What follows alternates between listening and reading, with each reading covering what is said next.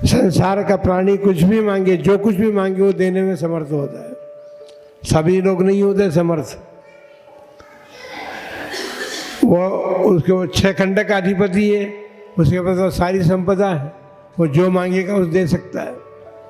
लेकिन फिर भी चक्रवर्तित्व प्राप्त करने के बाद भी उससे को शांति का अनुभव नहीं हो रहा।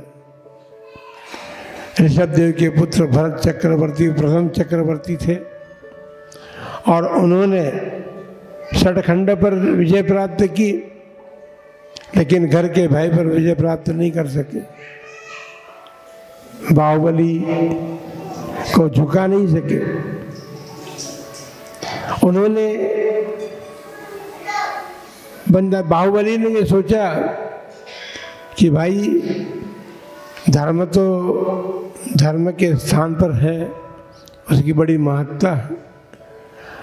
ये बात तो ठीक है कि लोक व्यवहार भी कहता है कि भरत उनके बड़े भाई भी थे और चक्रवर्ती भी थे, सारे संसार को अपने चरणों में झुका करके आए हैं, लेकिन चक्ररत्न भी अयोध्या में प्रवेश नहीं कर रहा है।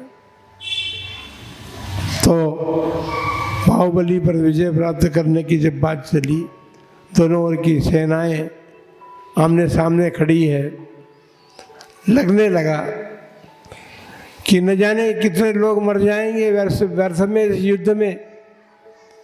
मंत्रणा करने वाले मंत्री जो होते हैं ना, वो बड़े ज्ञानवान होते हैं, और मंत्री ने विचार किया कि ये व्यर्थ में, क्योंकि दोनों मोक्षकामी हैं, ये दोनों कभी हारने वाले नहीं हैं, और इनके पीछे दूसरी सेना जो है दोनों की, ये इसके कई लोग मारे जाएंगे। तो उन्होंने कहा कि भाई युद्ध ही करना है तो एक काम करते हैं, 3 युद्ध निर्धारित कर दी, जल युद्ध, दृष्टि युद्ध और मल्ल युद्ध। अब आप देखिए कि बाहुबली की अवगाहना, शरीर की अवगाहना जो थी 525 धनुष की थी, और भरत चक्रवर्ती के शरीर की अवगाहना 500 धनुष की थी। 25 धनुष तो ऊंचे थे ना। अब जब दृष्टि युद्ध हो रहा है तो दृष्टि भरत को ऊपर देखना पड़ेगा उसकी दृष्टि को मिलाने के लिए, लेकिन बाहुबली की दृष्टि ऐसी रहेगी तब भी वो भरत की दृष्टि को कर रहे हैं। तो दृष्टि युद्ध में भरत हार गए। जब जल युद्ध हुआ तो वहां भी ऊंचाई काम आई, और जल युद्ध में भी उनको हारना पड़ा, और मल्ल युद्ध में भी उनकी हार हुई। लेकिन भरत बाहुबली को वैराग्य हो गए, उन्होंने जाकर के दीक्षा धारण कर ली।